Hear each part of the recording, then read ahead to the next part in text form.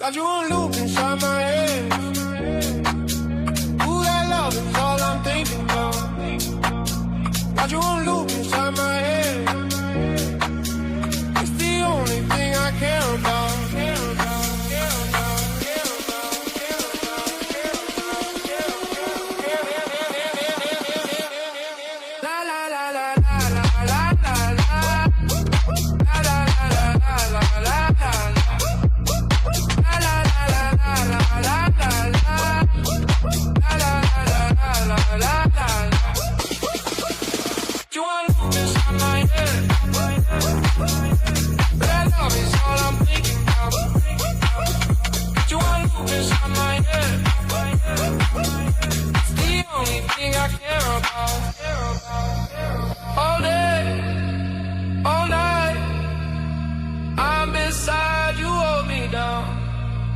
What's going on, everybody? Welcome to the Betting News Network. Excited to have you guys with us. Finish off your Tuesday afternoon and send you off into the Tuesday evening. This is your afternoon bet espresso. That's PJ Glasser.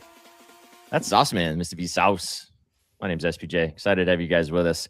To kick off your Tuesday evening, we got Beast McNeese down below, pressing the ones and twos. Welcome to the network, brought to you by our sponsors at OnlineCasinoGames.com. Go play blackjack with Bizney. I've been telling you guys, get involved with chips.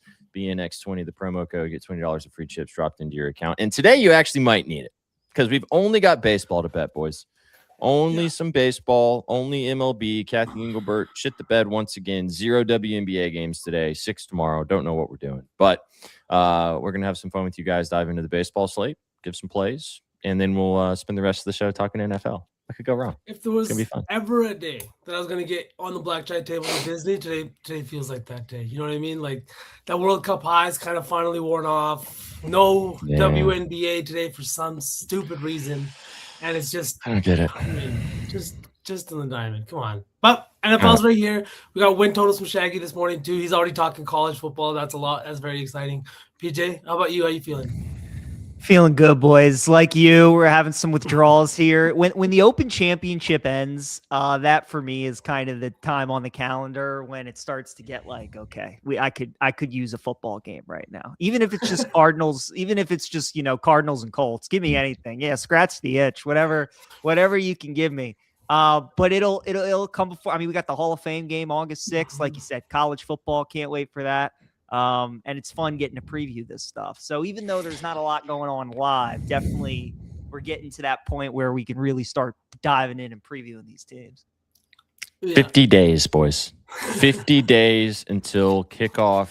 As you said, the Hall of Fame game right around the corner. And as Kev said, shout out Kev in the chat, training camp. So training camp starts for a couple of these teams tomorrow. You just talked about the Cardinals and the Panthers both start their training camps tomorrow. Patriots, Seahawks, Super Bowl contenders, or Super Bowl 60 teams that played start on the 24th. Rams and Niners in the 25th, and then the rest of the entire NFL on the 28th later to next week as well. So training camps starting. Football's in the air, as you said, PJ. That itch will get scratched very soon. But yeah, 50 days, boys. We're gonna start seeing. I saw a really funny tweet. Somebody saying like it was about Debo. And it was a picture of him working out, and the picture said, "Debo Samuels is in the best shape of his life." And the retweet was like, "Oh, we're at the best shape of its life time of the year." Yeah, we are. We're at that point, as you mentioned. Didn't Debo tweet something that Acho too today? He's pissed off about some or some comments that were probably made in that on that podcast that they do. Did you guys see that? Probably. I just wished Emmanuel Acho would go far away from any microphone. But they tried to get him off the air, but he just decided to start his own he can afford thing. his own microphone. I know, and he does have a massive platform and says nefarious stuff. On that note, today ESPN came out and did another round of firings. As you guys can see on scrolling at the bottom, Cam Newton, Ryan Clark, big names, Jack Ravitch, Tom Pelissero, who was just from the NFL Network, now came over to ESPN. Charles Davis, which I love Charles Davis. I love CD. Stephania Bell, obviously known for her fantasy analysis and a lot of the stuff that she does with her injury reports. David Lloyd, who's a host, and then Andreas Hale are the names that have come out so far that are not going to be with ESPN anymore in their round of cuts for a multi-billion-dollar organization. Makes a bunch of sense. I we don't really have to talk about it unless you guys have thoughts. I think it's strange. I mean, I understand the Ryan Clark thing. I just have never been a big Ryan Clark fan, even with the kind of stuff that he's kind of chosen to have a stance on either way. I didn't think that he was actually an incredible analyst anyway. Charles Davis is shocking. Charles Davis, Tom Pelissero, and the guy who hosted Baseball Tonight for years. Oh yeah, and years Carl and years. Ravitch. Carl Ravitch, yeah. Those three are the biggest to me of like, what are we doing here? The Ravitch was the stunner for he just called the Phillies Dodgers game last night on ESPN. Yeah. You know, like that's and I understand Ryan Clark was doing NFL Live and then he got canned too, but it's just crazy how they are wasting no time. But yeah, Ravitch is big, man. He's the top guy for SEC basketball. He's the top guy for college baseball. But look, we all know Stephen A. and Pat McAfee, they are pushing all the chips into those two. It almost feels like the NBA, ESPN's turned into an NBA team where they've given the Supermax to two guys, and now they got to go, paying the vets the minimum. So that's kind of that's the problem. Yeah. There's no Supermax. We need a salary cap to go across all of these fucking networks because this is insane. It feels like it's becoming a little bit of a regular occurrence, the round of layoffs this year, right? We saw it last year as well. A ton of names that kind of saw that. Like, I don't understand what's going on, right? And we're pushing all our chips in two directions that I think maybe I live in a bubble. Not a lot of people are trying to watch. Obviously, a ton of this programming to me feels like it's just waiting rooms at both hospitals and fucking like dentists' clinics. I don't know. I loved a lot of these guys as anallists. Ryan Clark, maybe not so much. Some of the condescending things he did say to some of the his co-hosts at different times. Those clips were doing the rounds again. Not great, but I mean, it's always a tough day when you lose your job, and I really hope this is not a regular thing that ESPN starts to do every single summer as we're deep into the off season. I just, as you said, putting all your eggs in. Basically, I mean, they have a lot of other people on staff, so it's not like there's just the Stephen A. and Pat McAfee shows now. But like, you're paying these guys now a large portion of your pie, and it just goes to show you that and we all fall victim to this. Like, they are really leaning into the clickbait environment of media. Like, that's just the way that they're trying to go. And I still don't really understand when a lot of sports fans. We talk about this on the network a lot. We talk about this probably with people that follow us, our friends that like sports.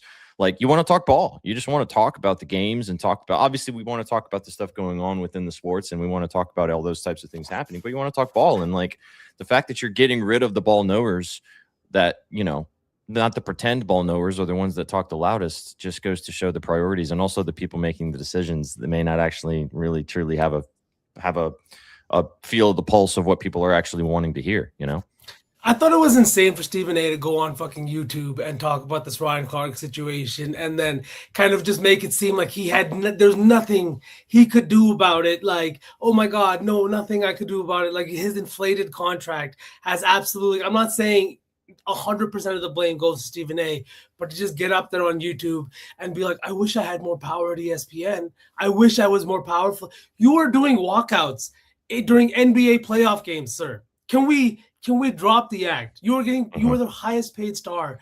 I don't know. You definitely, if you really wanted Clark to stick around, it's the same thing that every single NBA analyst will say anytime a superstar duo or trio is split up. If X didn't want Y to leave, all he had to do was say so.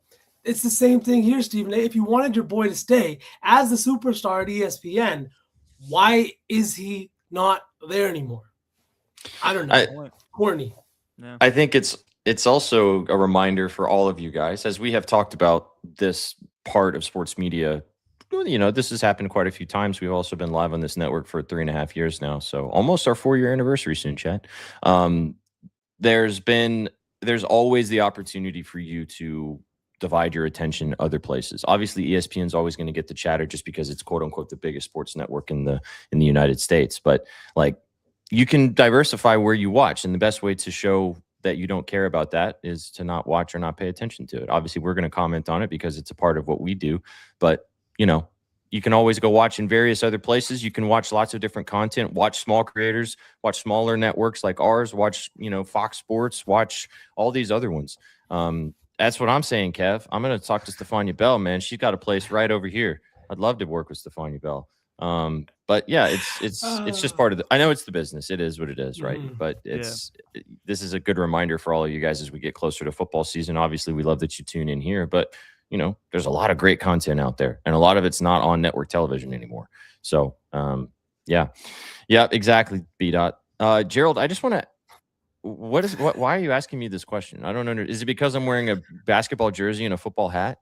No. He asked us in the group chat the other day. He's like, if you were athletic, what sport would you play? And me and Sook both got very offended by the fucking. What do you mean? Or if you were athletic, right? Like we were not. And now he's asking you. I feel personally victimized too a little bit. 100%. As did we. Sook says it took all his energy to not respond. I myself could not hold back. I was like, I'll throw it back to you guys in chat. You can answer this question. If all of the other shit out of the way, if you just could choose right now, which professional sport would you want to play? Like, would you want to be a professional athlete? That's how you ask that question, Gerald. That's how you ask that question. Well, Gerald's a troll. He's trying to troll you, so I get it. But if again, all athleticisms aside, if you had the choice right now that you're getting dropped on a starting lineup on the Knicks, you're getting dropped in the starting lineup on the Pats, you're getting dropped on a starting lineup on the Yankees, you're getting dropped on a starting lineup on, the Sabres, or soccer, I don't know. Which league are you guys going to play in right now? Put me in the NBA, man. I heard Kuminga's asking for $20 million, so I don't know. Yeah, for a team sport, it would be NBA as well. For any sport, if we're just opening it up, it would be golf, 1,000%. Sure. Oh, man. Get to travel the world, play forever, non-contact. They maybe have the hottest wives. It's just like they check all the boxes. Dude, they have so many of these guys are butt ugly, and their wives are ridiculous. So it would be golf. I mean, just look at Ryan Fox, right? Guy was absolutely a no-name to casual sports fans. He's 39 years old. He's just kind of scraping by. Takes one tournament. You make $3 million, and now you're set for life. You get to play all the best courses around the world. So it just takes one shot. As for the, all these other sports, you really kind of have to be consistent with it for the most part. So golf has always been my answer. I think we can all agree that golf is probably the answer. But if I'm choosing a team sport, I think I'd probably go NBA too. I love the NFL and I love football, but just like I don't want to go, as George Kittle always talks about it in his interviews when he talks about like every single week you're basically going into a live car crash every Sunday. And like that doesn't sound fun. Like I'd rather go like NBA, yeah, you can get hurt and like there's not as great things as well in the NBA, but like yeah, give me that. I'd rather that. Also the NBA money goes crazy. The NBA money was fucking crazy, man. Like I said, Jonathan Kuminga asked for $20 million. He's probably gonna get it too. Oh, maybe only the Lakers have that much though, because apparently that's where he might head. We'll see. Oh, Lakers living rent free in V's head. I love to see it. All the time. All right, back to some news. That's the obviously the NFL chatter. We'll get into some NFL conversations a bit later as we will do dubs or L's, and we will be doing some blind rankings, maybe of some wide receivers today. We'll see. Yes, tomorrow, this end of this week on Friday, the 3-point competition in the WNBA streets will be happening as it is the All-Star weekend. Tune into the Stud Buds if not for anything else. But these are the 6 ladies who are going to be competing in the 3-point competition. I might be sprinkling on Marina Maybury, maybe we'll see. But that should be fun there as well. Other news today in the SEC Media Day situations, the Kentucky head coach had some interesting comments to say today. New head coach, and he put it all on the table. PJ. You want to talk about what this man had to say for himself today? Yeah, so Will Stein comes over from Oregon. He's the offensive coordinator, and they just point blank ask him, like, why are you the guy to get Kentucky back to relevancy? And he's like, because I'm coaching them. It's me. And I'm like, I love that. I love the confidence, love the arrogance. Like you gotta have some of that if you're going to be successful. I don't expect that to happen in year one because it's a total, overhaul of the roster. Their schedule is brutal. But I think Stein is going to be pretty good. I mean, when he was at Oregon, what he did with those quarterbacks, like remember what Dante Moore was at UCLA, goes to Oregon, was great. Bo Nix, started at Auburn, and then he was kind of a journeyman in his college football career, ends up at Oregon, and was great under Will Stein as well. So Stein has proven that he's got a great track record with quarterbacks, and I agree. I think Kentucky's got a good coach. The problem for him is that, I mean, he's in the SEC, and just about all these teams got money and they got the brands. I mean, how many of these 5-stars are saying like, I want to go play football at Kentucky, right? If you get recruited by Bama, Georgia, LSU, and Kentucky, like that's a tough battle to win. So he's got to do, the Cignetti thing, or he's got to do like, you got to make it work with the guys that you bring in, work your way up, start to win. People will pay attention. But I really like that quote from Will Stein. Yeah, I mean, what's he going to say? Besides, hey, we're going to win because I'm here and we're going to win. That's how it's going to go. Yeah, I like when guys do that, but then you know what you got to do? Back it up. You got to win. Yeah. Otherwise, like PJ said, you got to pull a Cignetti. If you're going to come in with this kind of confidence, you really have to meet those. And obviously, year one, it's going to be a tough sell. But I mean, maybe we're looking back on this clip 4 or 5 years from now, right before a national title game. Who knows? Because that might be a lot, but. Guys, what's still wild about like getting ready for the college football season? I go through these Big Ten schedules and my brain still hasn't calibrated to like Indiana being a tough game. You know what I mean? I look at these schedules and I'm like, oh man, they got to go at Ohio State. They got to play Oregon at home. They get Indiana. And I'm like, oh shit, like they got to go at Indiana. They're not winning that game. You know what I mean? Like it's just, it's still crazy to look at Indiana football and be like, oh, that's like one of the toughest games in the country to go on the road and win there. So it's unbelievable what he's done in 2 years there. PJ, real quick, what are your thoughts? Like, I don't know, maybe this is something that happens every summer, but these whole SEC conversations about the SEC separating, and like, I feel like come around for a couple of weeks during the off season, and like the really doggiest of dog days, like right before, we're a month out from college football. Why is that going on? What are your thoughts on this? Like, do you think what would be the point of separating and making your own conference? Yeah, or I guess your own league? I mean, the SEC has always just felt like they're better than everybody else. And the track record in football is really good. But the problem is the Big Ten keeps winning the national championship, right? And then because of NIL, all these, teams are forming in these other conferences. I don't think it's going to happen. But you're right. It keeps picking up steam. We keep having this conversation. It feels like at this point in the year, like the last 4 or 5 years, I guess in this day and age in college football, nothing can surprise you anymore, right? With all the moving and like maybe this does end up happening. I can't see it being a thing. So I don't think so.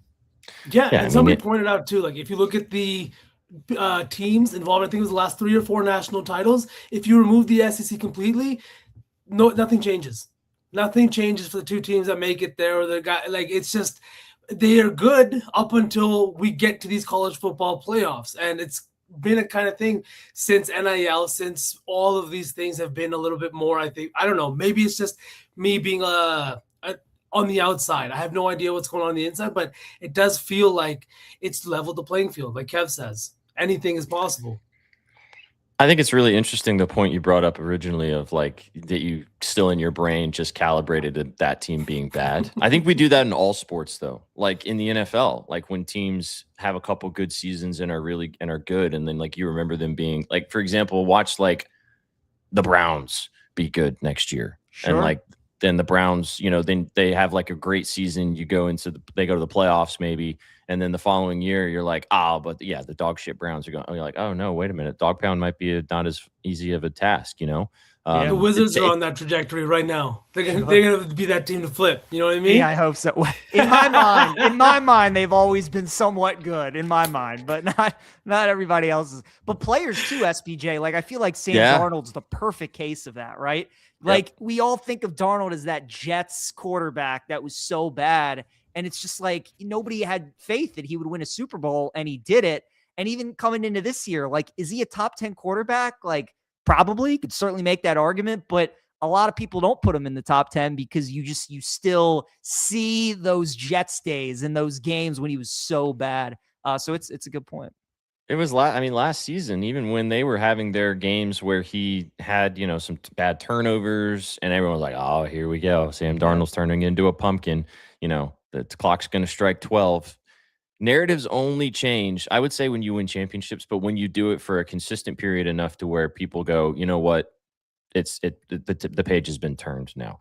And because I'm with you, man, and I mean, we've kind of talked about this in various stretches. We are going to do the Seahawks maybe tomorrow. Chat, we're doing a new thing. It's called Dubs or L's. We're going to go through every single NFL team on Betspresso for the next 32 days. We're going to go every single schedule. We're going to go through and give you our wins and loss projections for each team and see if we would take the over or the under on their win totals. Today, I'm not going to tell you who we're doing, but we're getting there at the end of the show, so stick around. But I think we're doing the Seahawks a little bit later. And I already did it with Adam on any given wager. I'm interested when we do it on Betspresso. But I just don't think this team is going to, not necessarily because I don't believe in Darnold, but I don't think this team's going to win 11, 12 games again. Their schedule stuff, I don't know. As you said, who knows what Darnold's going to do after all the success he had last year. They lost Kenneth Walker. I'm a little worried about what we're going to see from the Seahawks this year. We'll find out. I kind of agree with that. And can I just make a request with what's going on? More than I want to be here for the Packers schedule, I want to be here for the Bears schedule. Can I please be here for the Bears schedule? Let me please be here for the Bears schedule. Please let me be here for the Bears schedule. I'll send you the Excel that Beast made, and you can make sure that you're available on those days. Yeah. So we're doing Dubs or L's. We are going to do some blind rankings to talk football at the end of the show. Good day for it today with only baseball to bet specifically. But let's get to some betting. Let's talk baseball, get through the MLB plays that we all like. We'll cook our parlay, the Betspresso, maybe 3, but maybe 4 today. We'll see. Cook the parlay, and then we'll spend the rest of the show talking some football. Who wants to go first for the baseball plays? I can hit lead off. Yeah, because I got a couple of gross, stinky plays today on the diamond. We'll start. Yeah, we'll start. First one. Well, the Boston Red Sox have won 14 games in a row. So who would dare to step in front of that train? I'll be the one to do it. I'll take the Orioles tonight on the money line to get the win over the Red Sox. They just signed Kyle Bradish to a massive deal. And it was for games like this, so he could be their ace. This is a huge swing game right now. The Red Sox are 3 games up on the wild card over the O's right now. Red Sox win tonight. They go up 4 games. They lose. It's back down to 2. Baltimore should have won that game last night. They had the lead going into the 6th inning, the 7th inning. They had 4 errors. Red Sox, they're obviously hot. They won 14 in a row. It's going to be tough tonight, but I think the Orioles get the win. So I'll take Baltimore in that game. And then the other one, I like the Rockies tonight against the Nationals. So this line just stinks, right? You got one of the worst teams in baseball in Colorado going up against the best offense in baseball in the Nationals. And the Nats got to keep winning. They got to keep pacing the wild card. This line reminds me to a few days ago when the Nats played the Athletics. The A's had lost 10 games in a row, and they were a slight favorite. And I'm like, that line stinks. The A's were up 5-0 in the first inning. I think the books kind of know the Nationals. They know when there are spots to fade them and bet against them. And this line is telling me that this is another one of those games. So I'll bite. It's scary because, again, you got that Nats offense in cores with a total of 13. You would expect the ball to be flying tonight and a lot of runs. But I'll take the Rockies minus 105 on the money line. I like that. I love that the conditions in that game, PJ. I think this is going to be a real one of those high scoring games that you see. And not that I'm fading your Rockies pick, but I do have a hitter I'm super keen on the other side in that Nats lineup. And it's not the guy I'm always here. It's not Mr. Wood. It's his teammate, CJ Abrams at plus 290. The guy went yard last night late in that game against the Rockies, and I do think that he's in another great spot tonight. Conditions at Coors Field today could not be any better. Winds are blowing out towards center field, and high temperatures are just exactly where you want them to be. On the mound, you're getting Michael Lorenzen. Maybe not the best, but the guy hasn't been the worst either. But I do love this spot for Abrams. Abrams has been crushing righties this year against right-handed pitchers. He's batting .286 with a .563 slugging, and 19 of his 22 home runs have come against righties. And on the road, his slugging jumps to .616 with 14 of his 22 home runs coming on the road, which is a little bit strange because Nationals ballpark is still super hitter friendly with good temperatures over there. But Abrams has just been great on the road. Rumors have it he loves to gamble. Rumors have it he loves it when there's a good casino or the ability to gamble in the area. I mean, he's touched down in Colorado, hits a home run in game 1. Now he's got an even better pitcher matchup here. I do think that this is a great spot at plus 290 for Abrams to go yard. And then in that Blue Jays Rays game, we are going with Junior Caminero. The guy has just been fantastic this year at plus 240. The guy's history against Gausman is kind of what piqued my interest here. 13 at bats, he's batting 308 with a 60% hard hit rate, but he's never hit a home run against Gausman. They obviously do play each other a lot, being in the same division here, and this is a ballpark that Junior does have a good amount of history in. He has been so good this year. He even hit a home run after that whole incident at the All-Star game where he had to leave after his first at-bat. I do think this is a good spot for him in the indoor with the roof up in Toronto. And if you're looking at that four-seam fastball that Gausman loves to lean on against right-handed bats, that's something Caminero just absolutely crushes with a 70% hard hit rate against right-handed pitchers. So, yeah, give me Caminero to have a day today. Love it. I actually have 2 baseball plays as well, chat. I know. Wow. I know. It's well, there's no WNBA today. Stupid Kathy. I'll have plenty of plays on the dub tomorrow. But V, I know you said you're not betting this guy today, but you normally bet this guy. And I think that it's a great matchup for him against Michael Lorenzen. So going back to that Rockies-Washington game, give me James Wood over 2.5 HRR minus 120. I did also sprinkle on the home run plus 220 there. You guys talked about it. I mean, I think Lorenzen sucks. 3-9, 6.22 ERA, hits per 9 to over 12. Like he's probably going to get smoked again, like PJ was saying. Maybe he has a good outing, and the Nationals are a little sleepy. But I think that this is a great spot for Wood to hit this once again. He hit it yesterday, only had a singular hit, but he scored 2 runs. I think there's going to be a lot of runs here once again. And the Rockies can win for PJ. That's fine. But yeah. James Wood, please do the job. Now, my favorite play is back in the first game that you talked about. The Red Sox taking on the Orioles. I don't understand the price here, boys.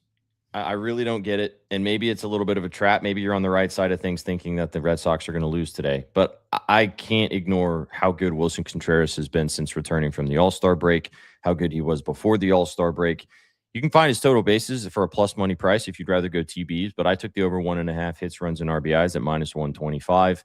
That is also hit in 8 of his last 10 games, 3 of the last 4 since returning from the All-Star break. Back-to-back games. He had a 3-hit game in the first game of this series as well. Oh, and by the way, I know that people don't really care about how guys do against other pitchers, but I like that stat because I don't bet baseball very much, and I still think that it's important, especially when I see a guy who has great success against Kyle Bradish. He only has 4 at-bats against him, boys, but he's batting 500, 2 hits, both of them ding dong. See you later. The weather in this game is a little bit iffy. It's going to be a little rainy. The wind is blowing out, so that helps, but it's going to be a little rainy. So pay attention to what's going to go down at the start of this one in Boston tonight. But yeah, if you're giving me Contreras at a playable price for over 1.5 hits, runs, and RBIs with how good he has been, and I sprinkled on the home run with the success rate against Bradish. So we shall see if that pays off. But I like Contreras and I like Wood in both of those games that you guys talked about. So there we go. For the history, doesn't matter, crowd. Contreras also has great numbers against both sinkers and sliders this year. He's batting 383 against right-handed pitchers, and that's sinker sliders, basically a majority of Bradish's repertoire. He's going to that about 82% of the time, 40% that sinker, and that's something Contreras smashed. 383 batting average with 7 home runs. 9 of his home runs have come on those 2 pitches alone. So I do think this is a great spot, SPJ. Thanks, man. He's also batting 290 with 15 home runs with 238 at-bats against righties this year, so decent sample size there, too, for how good he's been against righties. He's also been on fire since the All-Star game, honestly. This Red Sox team, just absolute fire. Abreu, everything has been going their way, PJ. What is going on? Like, he just shakes his head. He's like, I'm fucking done. It disgusts me that they won that game last night. They are hot, though, man. They are. The vibes are back. Fenway was on fire last night. But you're right. The stars are playing like stars, the big thumpers in that order, but then they're just getting contributions from everybody. And if you're going to win 14 straight games, like that's got to happen. I like that Contreras look a lot. By SPJ, 3 hits last night, so he's on fire right now, man. Yeah, and Bradish, he loves throwing those off-speed pitches, and Contreras has mashed those all year, so he should get some base hits tonight. Contreras 0 for 4 loading, just saying, chat, after we all said we liked it. I will also give you dude, chat, if you tuned in yesterday, as Merlin's beard sauce, man. What nice. a call That was nice. was, man. My boy. Guy is just smoking the baseball, and you sold the shit out of it. And I came up with the nickname as Merlin's beard, which I feel really good about. It was absolutely perfect. Everything worked out. Everything worked out. It really did. It really did. What's the guy's actual last name? S. Merlin Valdez. Valdez. Yeah, Valdez. Yeah. The pirate. Dude just smashes lefties, man. I don't even know what it is. He just absolutely smashes the ball. The numbers, like that was a classic case of the numbers numbered. You know what I mean? The numbers numbered, and it resulted in a nice little plus 300 cash. So that's good. I love when the numbers number and they actually work out. It's the best. It's the best part of this stuff. All right. Well, there's more stuff at bettingnews.com. We do have our new betting prediction engine. If you want to go check out some more plays on the diamond this evening, you can go get some plays from our model. Actually been pretty successful to start off. So go check that out. All the different free matchup pages we have at bettingnews.com. You can go peruse those and find some more plays on the diamond this evening. All right, guys, let's cook. And then we will finish the rest of the show talking football. Man, we got to do one of these. We got to do one of these stanky money lines. Which one are we doing though? I like the Rockies. Yeah. Let's go with the Rockies. I'm down with the Rockies too. Yep. Congrats to the Nats winning 10-2 tonight. But let's go. Come on, in Michael Lorenzen we trust. Yeah. No, I do like the Rockies. Okay. Famous Sauce man. Yes, always. Give. Should we do Junior?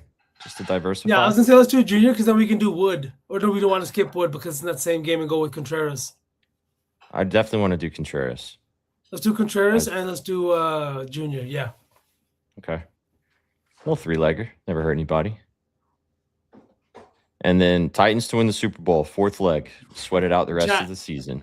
If you stick around to the end, maybe the three of us will cook up a little home run parlay. The three of us, one pick each. There you go.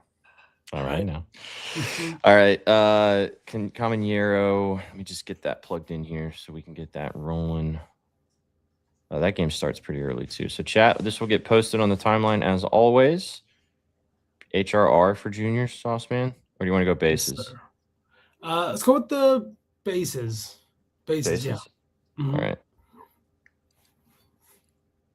Plus 524. That'll do. Nice 3 legs. Singular baseball game. Nationals. It's the Nats. All right, fine. The Nats. All right, there you go. There's the Betspresso 3 today. Rockies on the ML. Wilson Contreras 2+ HRR and the Junior Caminero 2+ bases. Have some fun. It's only baseball today, so we'll see how that rocks and rolls. Feels good, boys. It does feel good. Feels very good. All right, let's turn the page. Let's do dubs or L's. Like I said, every single day here on Betspresso for the next 32 days, we will be doing a schedule preview of each NFL team. Now, Jackson might have pandered to me in this particular situation because he came up with this idea. So chat, chime in when we do this as well. Let us know how we are doing as we are going to go through each individual game and give you our analysis on how the schedule is going to play out. Starting off, first up on the NFL schedule, a team that none of you guys care about, but I do, the Tennessee Titans. There is your schedule on the screen for you guys that we can see. Cam Ward and company looking to bounce back, having the worst record last season with only 3 singular wins. Win total sitting this year, boys, at 6.5, a little bit juiced to the over. Vegas is a little bit confident that they think that maybe head coach Robert Saleh and Brian Daboll, offensive coordinator, are going to bring some spunk to this team. They looked a lot better in the back half of the season. I know that because I watched every minute of Titans football, unfortunately, last year. Carnell Tate got drafted as the number 4 overall picked in the first round. Excited for his connection with Cam Ward. Also got Wan'Dale Robinson coming over too. Paid Jeffrey Simmons a fat contract to be the highest paid defensive tackle in football, but he played like it last year as an all-pro on that side of the ball. Tony Pollard returns once again in the backfield as another 1,000-yard rusher once last year. And that's pretty much all that I'm going to say about the Titans. All right, guys, chat, let us know what you guys think as we go through. We don't have to deep dive into this. It'll just be we go win-loss, okay? Okay. All right, week 1. September 13th. Oh, and also we will kind of, as we do more of these, we will tell you guys if it's a short week, if it's a primetime game, et cetera, et cetera. But we don't have to worry about that because the Titans don't have any primetime games this year. So there you go. Yep. All right. And like I said, win total 6.5. So let's see if we can find 7 wins here or if we're taking the under. All right, September 13th, opening game against the Jets at home. Do you guys think that the Titans are going to win this game, or do you think that the Jets are going to surprise some people? I was going to start with some rage bait, but like that's a win. That's a win. Okay. Right? Oh, PJ? No. PJ. Well, I think the Titans win, but why is that line only 2.5? That's stinky. Like they're almost telling you like these are kind of like close to even teams. If this was played on a neutral field, it'd be like Titans -1. I don't like that they're giving you 2.5. They are daring you to lay it with Tennessee. And that's not to say the Titans can't win the game by 20 points. They absolutely can. But everybody's going to have the same handicap in that game. A lot of people like the Titans. The thing about week 1 is I think so many people bet teams that they're high on or low on in week 1, right? If they like a team, they bet them in week 1. If they don't like a team, they fade them in week 1. And it's just like, it's a long season. And I don't know. I kind of think I'll be on the Jets in that game. The Titans could win. SPJ, I would hate to see the Titans lose that game for you. But that's okay. Are my 2 cents. I'm used to being a sad Titans fan, so it's okay. I'm expecting this team to have high hopes, and then I had to watch 2 years ago when I had high hopes about this team, and Will Levis have one of the worst opening day performances of all time against the Bears in Chicago with all the BNN people around me yelling at me and in a Bears place. So it's all good. I'm going to go win just because I think that on paper, the Titans should beat the Jets. If they don't, there will be a lot of people having different conversations about what's going to happen for this team this season. But I think of all the games on the schedule, this one to me feels like a dub, even as a Titans fan. Can we all agree, dub? That, yeah. Of all the games on the schedule, yeah, I could definitely. Yeah, there's one I'm looking at too. Maybe it's that Browns one. But yeah, I'm in agreement. All right, so 1-0 to start the season. Robert Saleh gets his revenge against the former team. Next up, Philadelphia, the Eagles at home. No against A.J. Brown narrative anymore because he's obviously a Pat. Yeah, they're losing to the Eagles, right? Do we even need to go deep into this? I'll be cheering for them against the Eagles because I love a good Eagles hate watch. But yeah, it's an Eagles win. Okay. All right, we don't need to deep dive into that one. So that'll be 1-1. Next up, big game in theory, September 27th at the Giants. So obviously two new head coaches going head-to-head, Harbaugh versus Saleh. Going to get to see Jackson Dart and company taking on Cam Ward here. I'm going to go dub, but I'm a fan. I think the Titans can beat the Giants on paper, and I do think that they can also get the job done on the road. It's going to be a big game, though, kind of start the season to see how Cam Ward's developing. Would not be shocked if the Titans lose, but for me, I'm going to go dub. I'm going dub too. Yeah, I'm going dub. Brian Dable, right? You can just see it now. They win the game. They throw the Gatorade on them. Bet the Wan'Dale Robinson props. They're going to feature him too. So I think Dable. I think the guys win it for Dable. I like the Titans.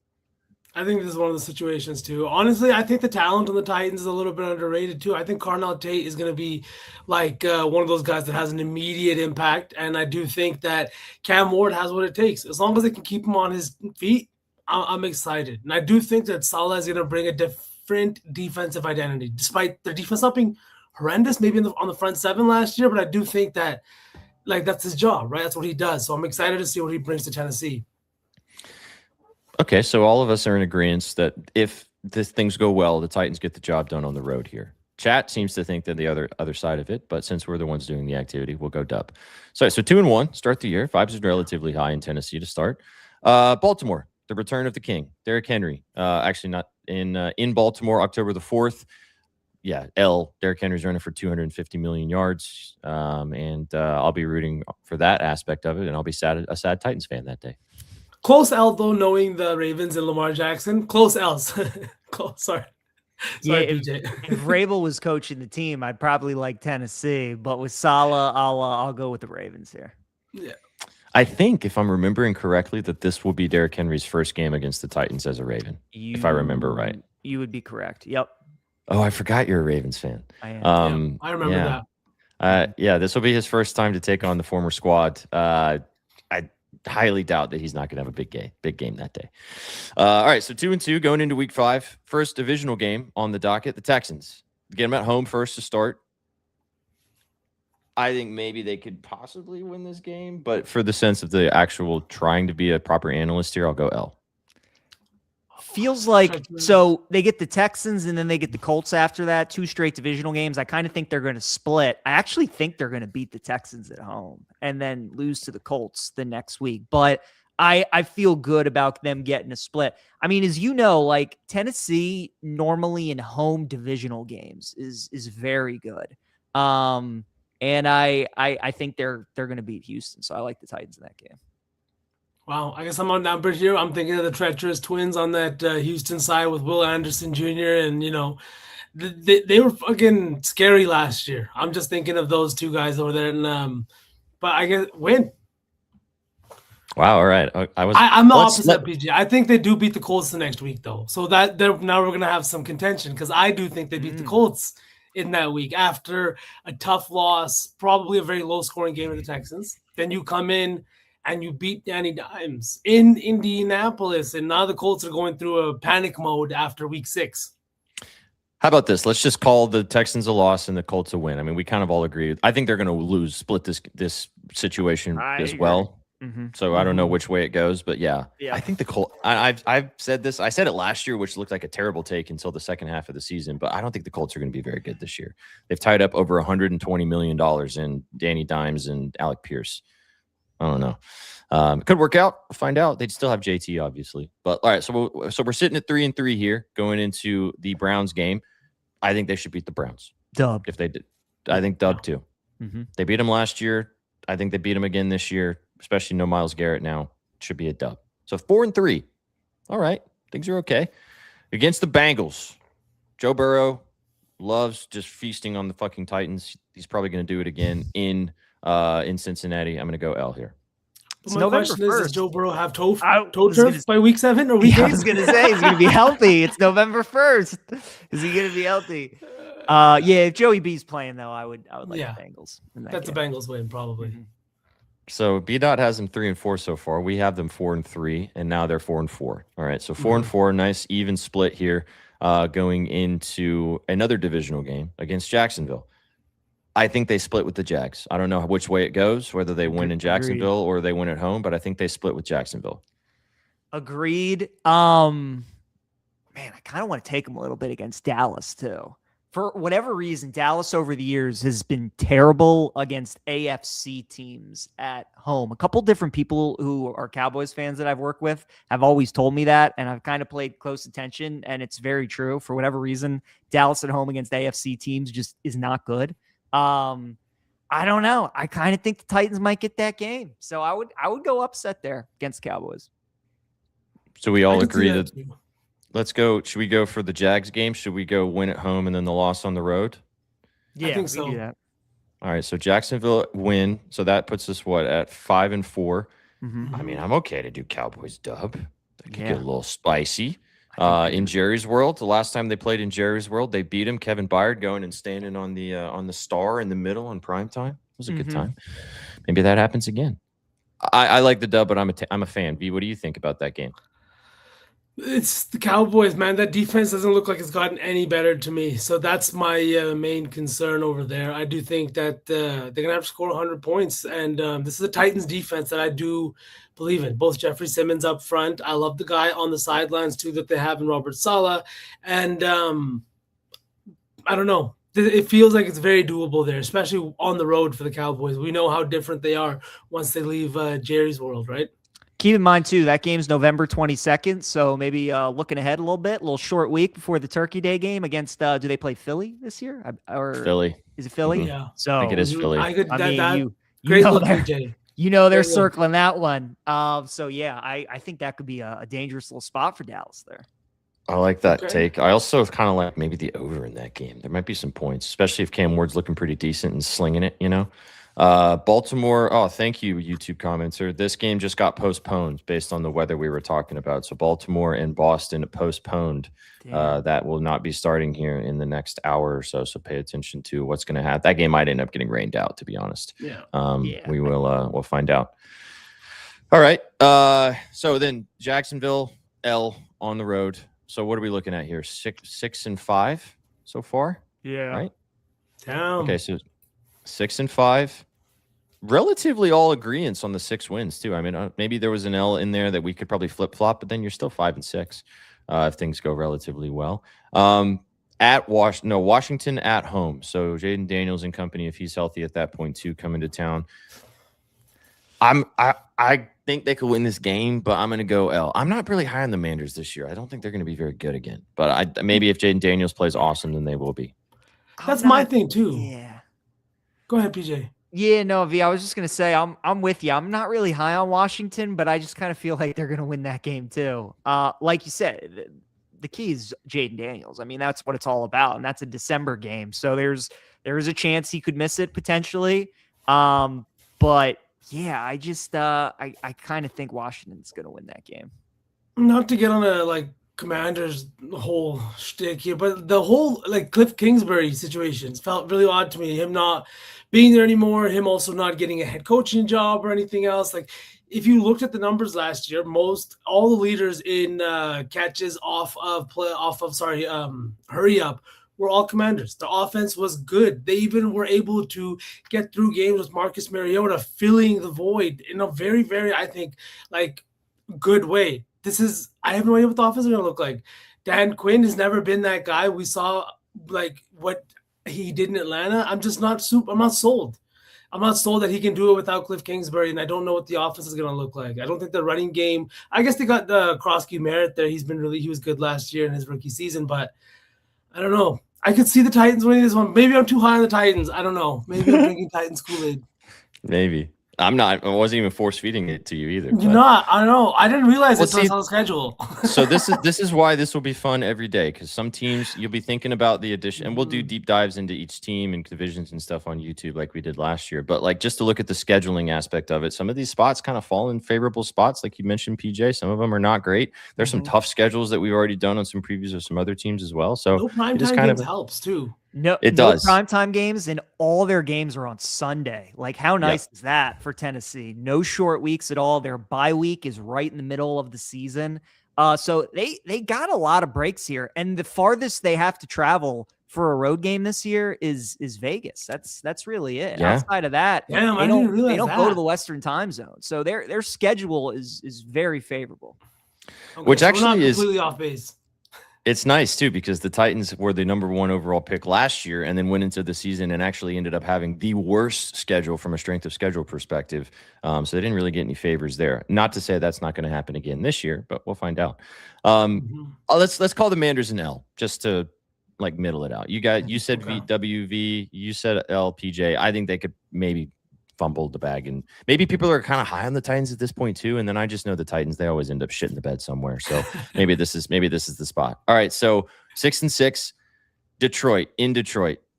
Yeah, I think we're getting to 6-7 here, right? I don't think they're winning that game.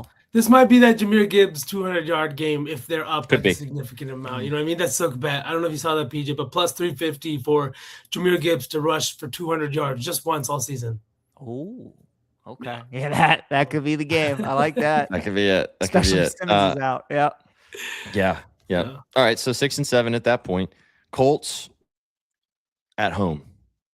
I think they split the season series. That's why I would think maybe it's an L, but I don't know. It depends on the Colts' health, right? It depends on Jonathan Taylor too. He was great last year, but we've seen him sit out almost entire seasons. Yeah, I'm gonna go dub on this. I think your Titans might get on a little roll here to end the year. I think it starts with this game, so I'm gonna go win here with the Colts. Chad, I did not tell these guys to pander to me like this. Colts sweep incoming. Colts sweep. Get the brooms out. Come on, baby. All right, fuck it. We'll go dub then. Shit, Christmas present came early, 5 days before Christmas. All right, so there's your 7th win. So that's the over 6.5 win total at Vegas. I think that's a win too. In Vegas. Dub. Could be at that point Cam Ward versus Mendoza, depending on how things are going. Real quick, can we what are the Raiders doing? Kirk Cousins is going to be a starter all year? I don't know. Am I insane to think that Mendoza would be ready? You don't have to force a type of protege situation if it's not there. You really just signed Kirk. He has not been here. I don't know. Maybe it's just me. I think they're just saying that right now. I would be shocked if we don't see Fernando Mendoza by the end of the season for the I'm Las putting him Vegas out there Raiders. day one, to be honest. With the way this team's built. I don't know. Maybe I'm tripping. PJ was actually high on the Titans. Like I remember us talking about this a couple months ago. Yeah, I was. I like the Titans well before this. So, but the problem is a lot of people are starting to like the Titans, which is making me nervous, as I'm sure you've seen that's too. That's a terrible combination. Everybody, like, it feels like they're kind of like what Vegas was last year going into the season, and we saw how that worked out. So that is making me a little nervous. But I do like the Titans this season. All right, let's go Raiders win for the sense of, sorry. So 8-7 right now, over 500 in December. What a time to be alive, Titans fans. All right, turn of the year 2027 kicks off, taking on old Aaron Rodgers and the Pittsburgh Steelers. At home, though, that's beneficial. You don't have to go to the play in cold Pittsburgh. It's going to be cold in Nashville, though. I want to say win, but I probably think they lose this game. See, I think they're going to win this game. Oh, Jesus Christ, PJ. Get me hyped up, bro. I'm high on the Titans. I mean, I think they're going to win the division. They probably got to get to like 10 wins. So I told you, I think they're going to go on a little run here to end the year. Damn, against the Steelers. Look, there's a team that goes worst to first in the NFL every year. Like people think it's probably going to be the Lions or the Saints are getting a lot of love, but I think Tennessee could be that team. So I honestly talk to me nicely. In that division too, PJ, I see the vision, especially with Mike McCarthy, new coach in Pittsburgh, right? The defense last year was horrendous. It was the highest paid defense too in the NFL, despite being as bad as they were. I don't think Mike McCarthy is a good coach. Maybe that's just me. Maybe I'm in the minority here. I don't like what he did in Dallas. I don't know how that's going to translate here with an Aaron Rodgers that didn't look that great last year. Fuck, I guess we're all drinking the Kool-Aid, SPJ. Pour me another cup. All right now. All right, so we'll call it a win. You guys, I mean, I'm letting you guys kind of. Even B-Dot agrees on this one. That's how you know we're insane. My model has team. There we go, B-Dot. There we go. All right, Dub. So that's 9 wins for the Titans. And then last game of the season, I mean, in theory, looking at it, how we've broken it down, this could decide the division. This game. Yeah. In theory. It could also be an absolute just trash game. The Texans won the division 4 weeks ago. The Titans are once again awful, and the game doesn't matter at all. But for the sense of this being a possible division decider in Houston too, which if you're an AFC South fan, you know that this game in Houston has happened a lot in Texans history. I'm going to say L. Tell me this maybe game, you guys think. Tell me this is game all the heartbreak right here. Tell me this game doesn't have Week 18 Saturday, ESPN 4:30 Eastern with Chris Fowler, Dan Orlovsky on the call. You know when they do the doubleheader on Saturday and this is the first game? That's what this game has to feel. Yeah, I mean it's tough, right? It obviously the Week 18. It just all depends on what these teams look like. On paper, if both teams are playing their starters, I would probably lean Houston. So I'll take the Texans for the purpose of this exercise. But yeah, I mean obviously if they're resting guys, then Tennessee can definitely win. This does have the feel of like a game that could get flexed depending on if it does to end up deciding the division. But go ahead, V. I was just going to say, like I said, I thought the Texans get that first one early on in the season, but I don't think the Texans sweep the season series. Like that's the thing. I think sweeping an interdivision rival is impossible, right? We see it all the time. And I don't know, man. These teams play each other. SPJ, you just said it. This is a game that has been played often here in Week 18 or Week 17 formally. This is a situation where the division could very much come down to it. If the Jaguars regress in the way that some people are thinking that they might, I for one do. This feels like one of those spots where two good defenses, low-scoring game. I don't know. All right, I guess we're calling it a win then. Whatever. 10. That's 10 wins. Disgruntled SPJ calls it a win. I'm at cloud 9 right now, man. But you know I'm always high on my team anyway. So you can get the Titans if you agree with us. 10-7 going into the end of the season, most likely getting into the playoffs at that point. I would say either a wild card team or by winning the AFC South. Over under 6.5, like I mentioned. -105 for the over. If you want to get crazy, 7.5 wins is +150. 8.5 wins +250. Titans to make the playoffs plus 340. AFC South division winner plus 800. So those are the odds for the Titans. We will do this, like I mentioned, for every single team in the NFL. Thanks, Jackson, for pandering with me, I guess, and bringing up the Titans first. But I feel like you guys kind of enjoyed this too. I don't know if you feel good about investing in the 6.5 wins now based upon that, but there is all of it laid out for you guys for the entire season. Yeah. No, I'm a fan. I like them too. And again, I think kind of the underrated part is just the schedule and how it works out. No primetime games. Every game they play is on Sunday. Bye is in the middle of the season, week 9. And their divisional games are kind of spread out nice. You know, they have the back-to-back with Houston and Indy. They have Jacksonville 2 out of 3, but it's like, you know, like some of these teams, they backload the schedules and they have like 3 divisional games to end the year, or 4 divisional games, which is just brutal. So theirs are kind of like jumbled up, but it's in the middle of the season. So I think the schedule is pretty favorable. Well, and as you mentioned, and I know a lot of Titans fans were pissed off we didn't get any Cam Ward primetime games, but it is going to be incredibly beneficial for this football team with new head coach, new offensive coordinator, and a new defensive system to have some continuity of every Sunday, not having to travel too much to any crazy spots, not having to change the schedule around too much, not having to fly to fucking Australia, not having to fly to Berlin, not having to fly to Paris. Like, literally they can get into a routine, and sometimes those are the ones that end up actually taking advantage of those favorable schedules and winning games in those situations. So let's see how it plays out. But anyway, we'll do more tomorrow. Jackson, who is tomorrow? We can maybe preview for the kids. Type it in the chat. Maybe I'll tell them, maybe I won't. We'll see. Shaggle's team is tomorrow, the Chiefs. There you go. So Vsauce, Adam, and PJ will be live for you guys on Betspresso tomorrow to break down the Chiefs schedule for dubs and L's. Good stuff, guys. Thanks for pandering. I did not expect us to start with the Titans, and then Jackson sent me this last night, and I was like, all right, man, I guess we're winners. Talk to me nicely. Cash that 8-1. Talk to me nicely. Come on now. All right, let's finish off the show here. Let's do a little bit more NFL chatter. Let's do some blind rankings. We've been doing this, PJ, over the last couple of days with positions. So now we may spend some time breaking down some schedules. Now let's move on and let's do blind rankings. Top 10 NFL wide receivers going into 2026. Now, this list, so I'm going to read off the 10 players last season who were top 10 from wide receivers perspective in total yards. I'm going to read them to you out of order, and you guys are going to rank them going into this year, how you feel. Beast, you want to get up here and join the party as well? You want to get involved with the rankings? You're in the darkness right now. I don't know. Maybe you can't join. No worries if you can't. Shadows. Let's do this. Okay, let's do it. All right, so I will lead us off here. Let me get this pulled up. Don't stack the middle, or do. I don't know. You guys did an okay job stacking the middle if you wanted to as well. You guys ready to roll? Let's do it. Let's grip it. All right, first up, Zay Flowers. All right, so Zay's a good wide receiver. I've never felt like he was a true number 1. I think he's a really good number 2.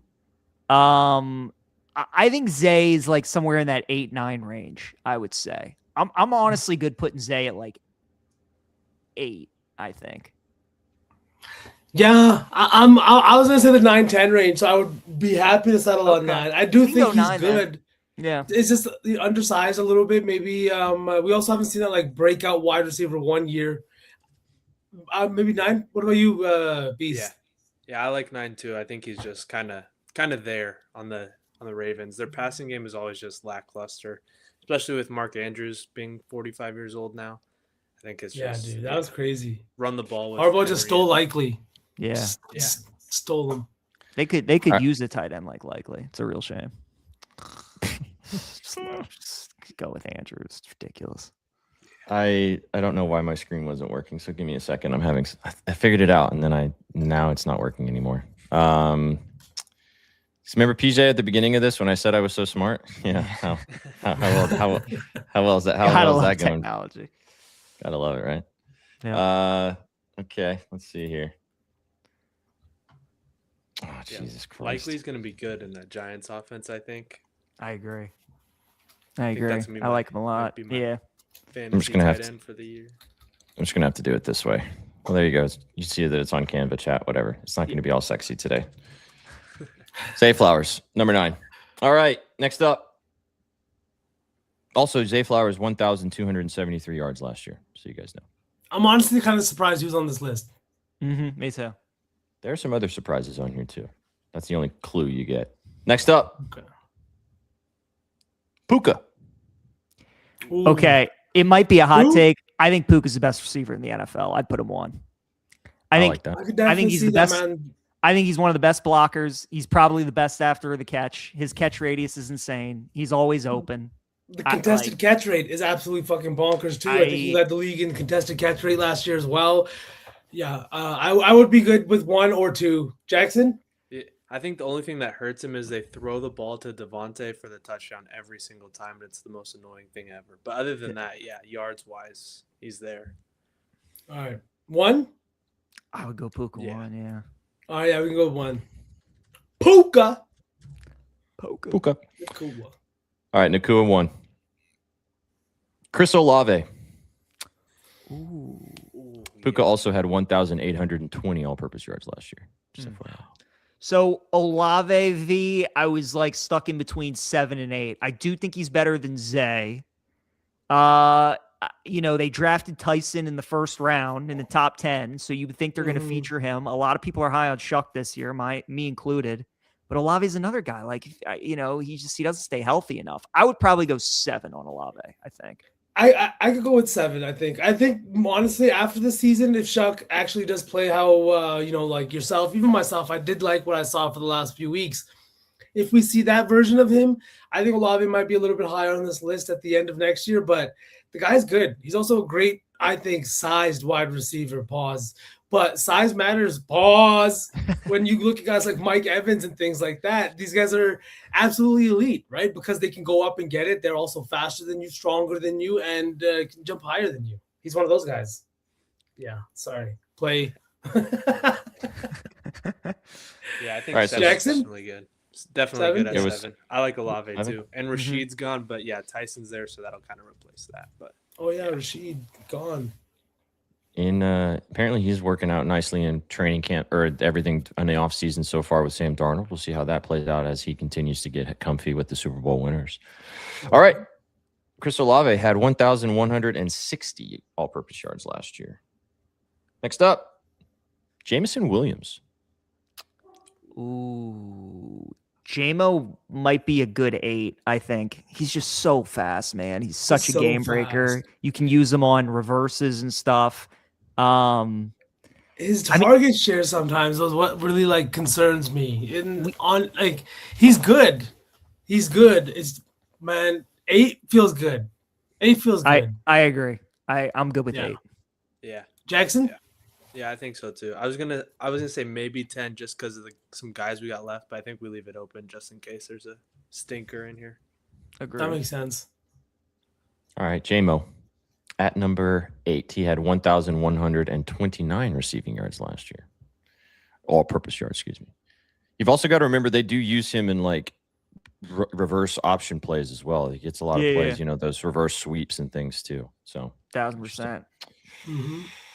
All right. His teammate, Amon-Ra. Amon-Ra's like in the 5-6 range. I can get down 5. Unless Justin Jefferson's not on this list, because I have my 2, 3, and 4 kind of in my head. So Jefferson might not be on this list, PJ. That's a good call just because of JJ 'cause McCarthy. We're putting Chase and JSN in 2, 3. So, and I was thinking JJ was 4, but he might not be in there. He might not be. So you think CD's better or you think Amon-Ra's better? CD. I would agree. Amon-Ra. So I think I would go 5. Amon-Ra? Yeah, Jackson? CD couldn't catch the ball to save his life last year.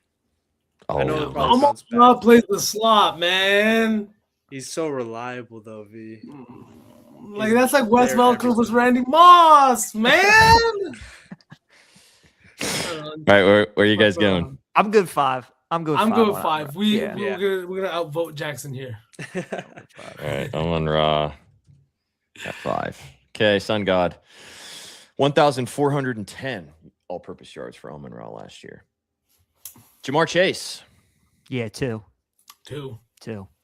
Did you see the thing on Netflix's QB where Joe Flacco's like, Yeah. I'm not even throwing him good balls, man. Like, what? Didn't he have like 6 touchdowns that game?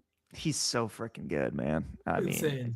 mean, you could easily argue him for one. I think we all agree Puka's just maybe a little bit more versatile with but Chase is fantastic. And he's got Higgins to deal with too. That's so it's like, do you go with the touchdown guy and Adams that takes the production away, or do you go with Higgins, who you don't know if he's going to be healthy, but when he is, could always go off? But I think Chase is good too. Yeah. I love Chase. Yeah, I love him there. Jackson, any arguments? No, I'm with that. Yeah, I like to. Okay. All right, Jamar Chase, number 2. Jamar Chase had 1,426 all-purpose yards last year. Wow. Next up, Nico Collins. Nico feels like a solid 6, man. He does feel like a solid 6. Really solid 6. I kind of think there's an argument that he could be better than Amon-Ra when he's healthy. He just like I'm a fan of Nico Collins a lot. I think he's a good pick, Nico. Yeah, I think he's a huge fan back this year too. Yeah. Amon-Ra also has the benefit of a better QB, better offense, whereas the Texans, not as good. But I like him at 6. I like him at 6. I think Nico's a good 6. Sure. Guys, just stacking up the middle all right now. Yeah.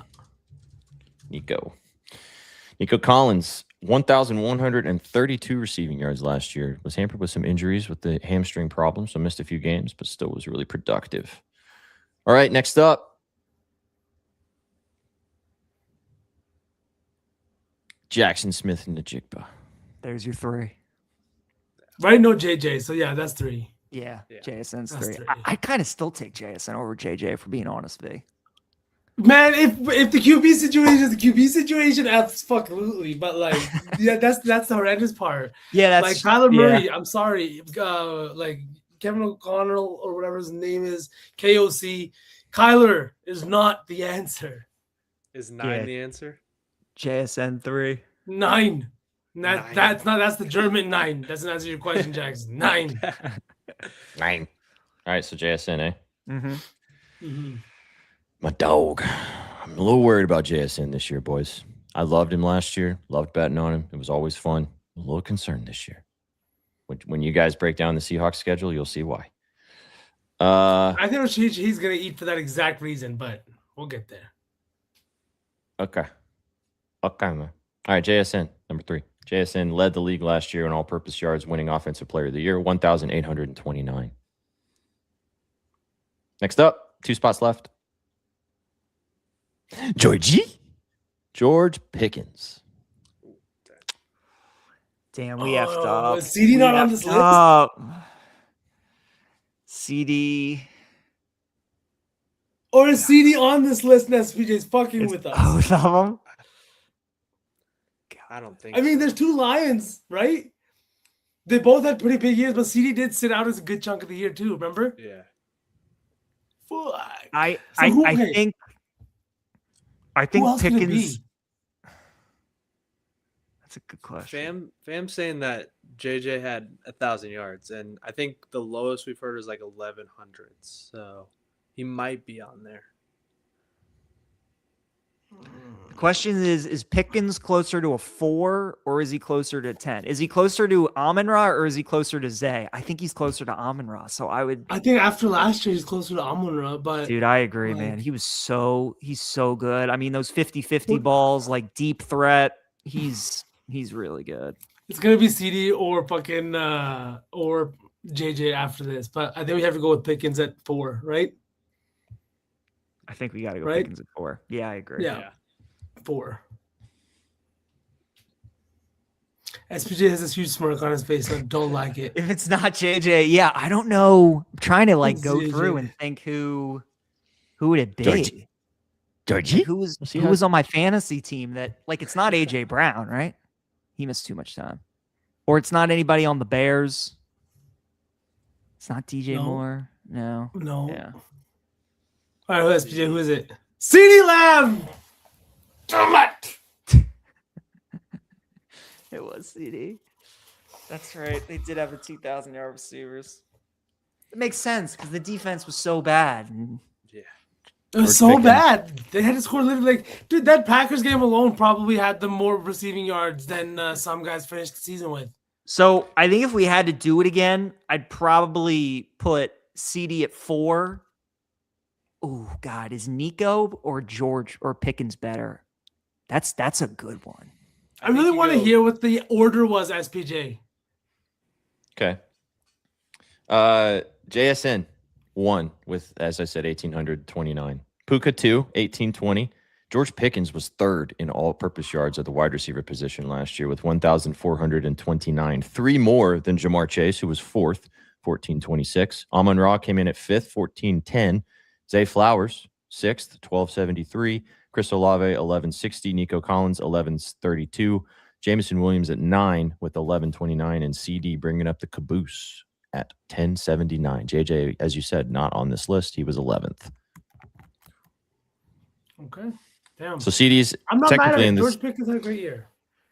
He did.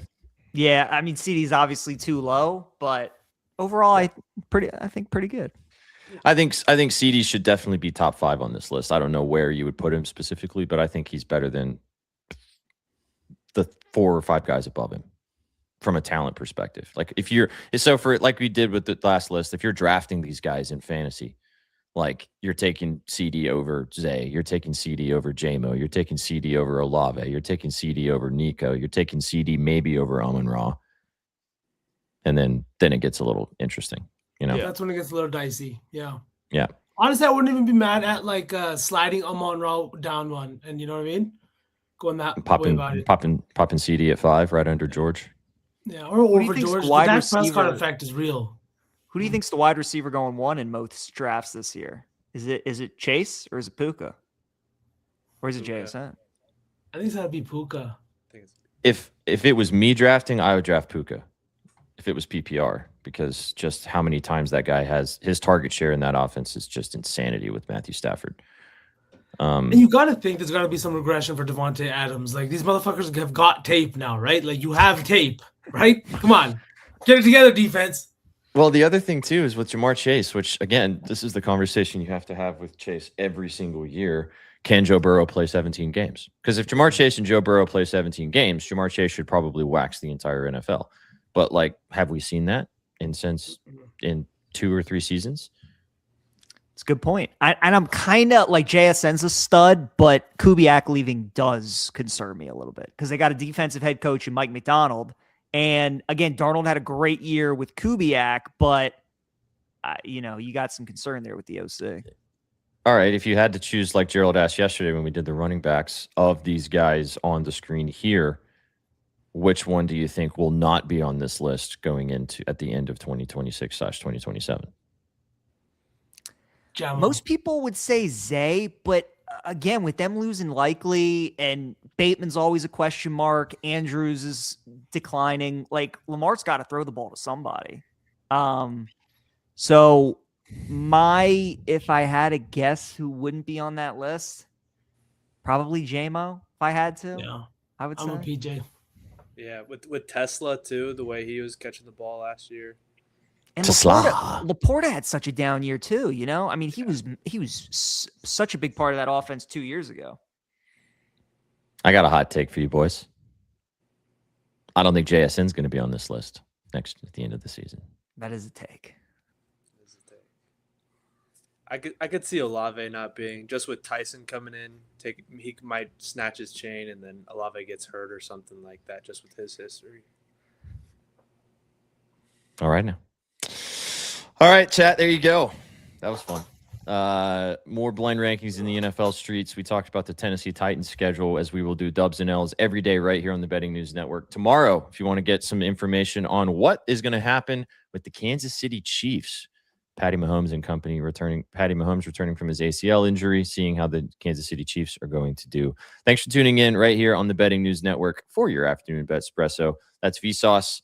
That's PJ. That's Jackson. Even though he's in the shadows, I'm actually going to send you down, Jackson, to the actual shadows. We appreciate you guys being here and kicking off your Tuesday evening. Enjoy the baseball. Boys, you guys got anything else before we get out of here? That's it, boys. See you tomorrow. Nothing else. Go Rockies. Yeah, go Rockies, it sounds like. You guys came to winners and you stay for the vibes. Have a fantastic Tuesday night, and we'll catch you in the morning. What you know about rolling down in the deep?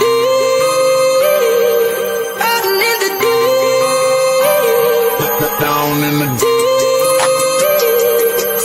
Now I know y'all be loving this shit right here. Rolling, rolling, rolling. What you gonna do? Rolling, rolling. What you gonna do? Down in the rolling, rolling, rolling. What you gonna do?